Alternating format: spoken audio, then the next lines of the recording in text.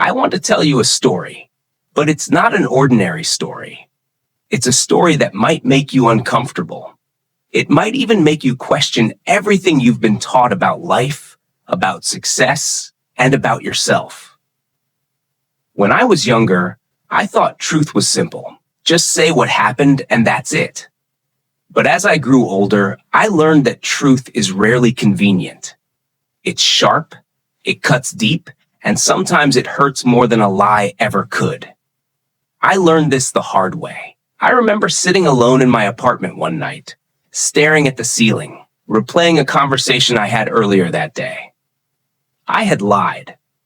Just a small one, the kind you tell to keep the peace, to avoid hurting someone's feelings.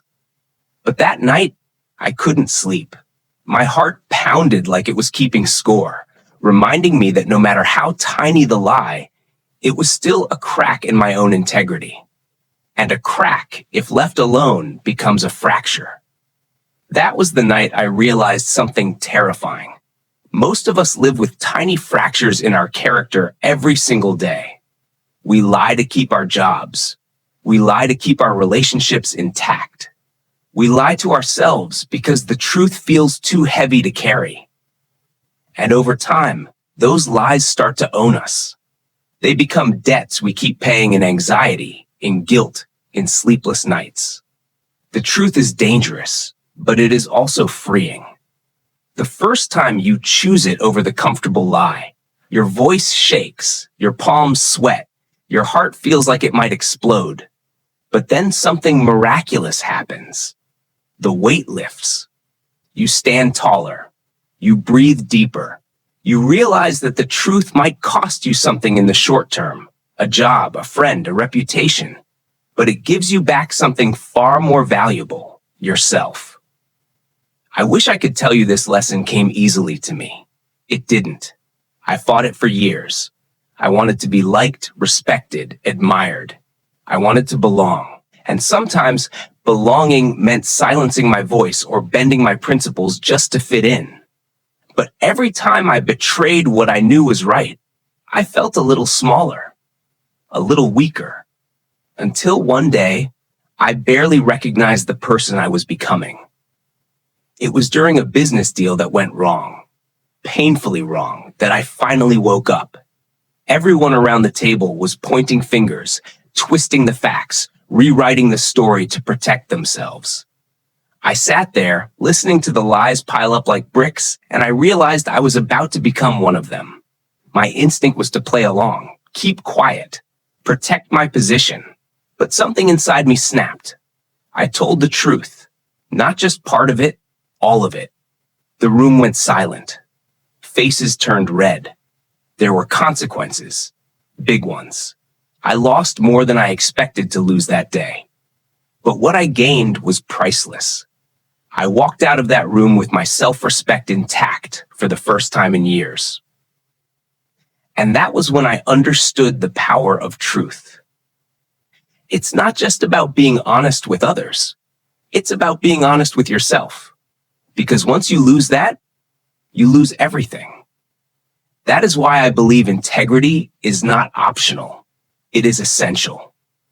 When you live without it, you're living someone else's life. You're performing, pretending, keeping up appearances. But when you choose truth, you choose freedom. Freedom from the constant fear of being found out. Freedom from the exhausting work of keeping stories straight. Freedom to face yourself in the mirror every morning without flinching. I am sharing this with you because I know what it's like to be trapped by lies. The small ones, the big ones, the ones we tell just to survive. And I want you to know that it doesn't have to stay that way. You can choose differently. You can choose truth, even if it scares you, even if it costs you. Because what you gain in return is not just peace of mind, but power. Power to face the world without fear. Power to stand up for what matters. Power to be someone you respect, even when no one else is watching. If you're still with me right now, I know something in you is resonating. Maybe you've been carrying a secret or living a double life or telling yourself a story you don't even believe anymore. This might be your moment to stop running. If this message is hitting you deep, do me one favor, subscribe to this channel. It's free, but it means everything to me. It tells me you want more of these conversations, that you want to grow with me, that you want to build a community where we choose courage over comfort. And I promise you, there are so many more stories I want to share with you that could change the way you see your life. Before you go, I want to leave you with a question to sit with, and I want you to answer it in the comments. If you had to choose between these two options, which would you pick? A, speak the truth and lose something you love. B, keep silent and live with the secret forever. Comment your answer below with just A or B. There is no right or wrong, but your answer might just reveal what kind of life you're really living. After that day, when I first discovered what it meant to truly tell the truth, I began to see the world differently. It was as if a veil had been lifted. But that was only the beginning, because knowing the truth and living by it are not the same thing. Living by it takes courage, and courage is a muscle that must be trained. I won't pretend it was easy. Fear still crept in every time I stood on the edge of a hard choice. It whispered all the usual things. What if you lose everything? What if they hate you? What if this is a mistake? Courage, I learned, isn't about silencing fear. It's about walking forward even when your hands are shaking. I remember one particular moment when courage became real to me. A close friend of mine was going down a path that I knew would destroy him, a business deal that was dishonest at its core. I had two choices: stay quiet and keep his friendship, or speak up and risk losing him. I chose to speak. He was furious. For weeks, he didn't return my calls. But a year later, he told me that conversation saved him from bankruptcy, and maybe even from prison. That was when I understood that courage is not about being fearless. It's about being willing to pay the price of doing the right thing, even if it costs you someone's approval in the moment. Life has a strange way of rewarding the brave, though not always right away. Sometimes you lose, sometimes you bleed. But every time you choose courage over comfort, you build something inside yourself that cannot be taken away. You build character. And character, I've found, is the one thing that will carry you through the storms that inevitably come. As I kept walking this path, I started seeing patterns in the way life teaches its lessons. Wisdom rarely comes gently. Life doesn't hand you the answer sheet before the test. Instead, it throws you into the fire, lets you get burned, and then whispers, "Did you learn?" I have failed more times than I can count, and for a long time I thought that made me weak. But failure, I realized, is not the opposite of wisdom. It is the doorway to it. It is strange how people reveal themselves when things go wrong. Some disappear when you need them most. Some turn against you. And then there are a rare few who stay, who hold you up when your legs can't. These moments have taught me more about human nature than any book ever could. People will surprise you, and not always in the ways you hope. That is why I no longer expect perfection from anyone, including myself. I have learned to forgive quickly when I can, and when I can't, to walk away quietly and protect my own peace. The more I learned, the less I felt the need to argue, to prove, to win. I stopped wasting my breath trying to convince those who had no interest in understanding me. Peace, I found, was more valuable than being right. And that peace gave me space to rediscover something I had lost along the way: happiness. For a long time, I believed happiness was something I had to chase, a destination at the end of a long road. If I worked hard enough, earned enough, achieved enough, then maybe one day I would finally be happy. But happiness doesn't wait at the finish line. It hides in the ordinary moments. A slow morning, a shared meal, a sunset you almost didn't notice because you were too busy scrolling your phone. Happiness is a practice.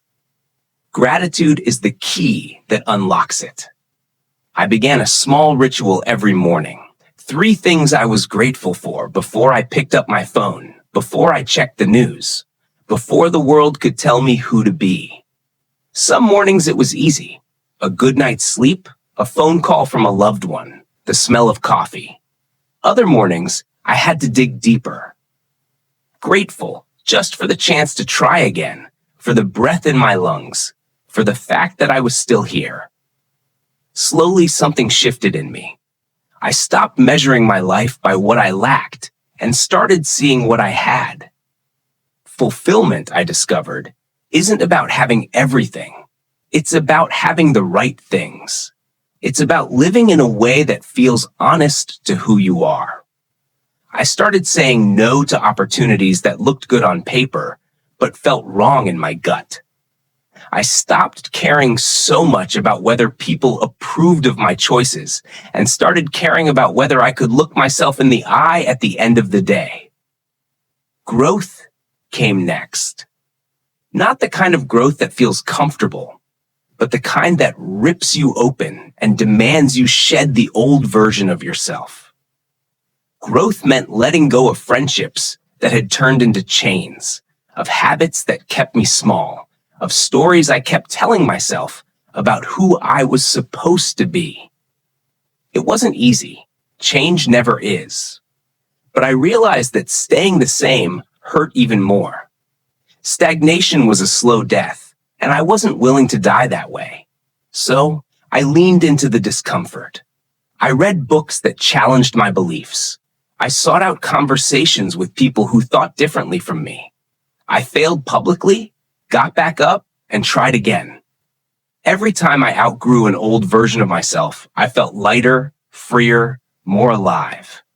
If there is one thing I have learned from all of this, it is that life is not meant to be merely endured. It is meant to be lived, fully, unapologetically, with all its risks and all its rewards.